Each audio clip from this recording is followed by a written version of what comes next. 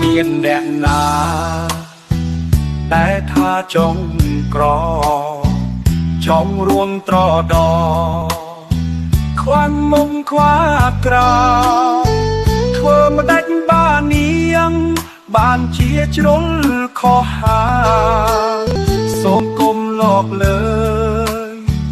ឲ្យនាងទៀតអីស្រីខារ៉ាអូខេមិនអទាំងអស់មែនទេ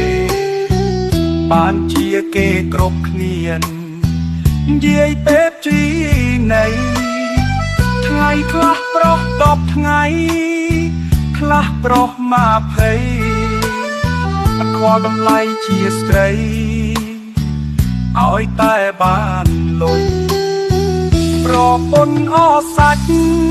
ដែលអ្នកគ្រប់គ្នាស្ដីថា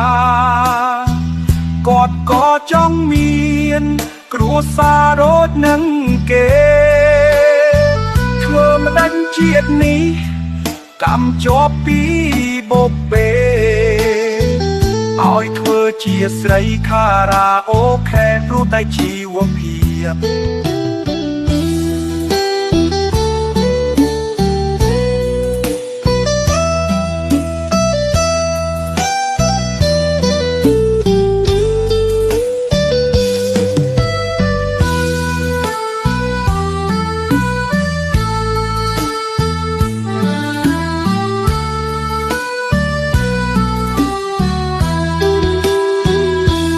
មានអ្នកណា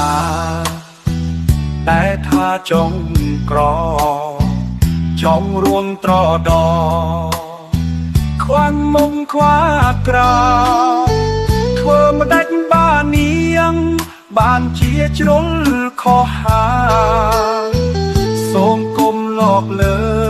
យឲ្យនាងទៀតអីស្រីខារ៉ាអូខេមិនអទាំងអស់មែនទេបានជាគេគ្រប់គ្នានិយាយពេបជីនៃថ្ងៃខ្លះប្រុស10ថ្ងៃខ្លះប្រុស20អត់ខ្វល់តម្លៃជាស្ត្រីឲ្យតែបានលុយ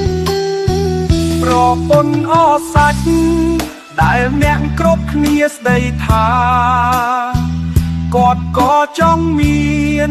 គ្រួសារដូចនឹងគេធ្វើមិនដាច់ជាតិនេះកម្មជាប់ពីបបេ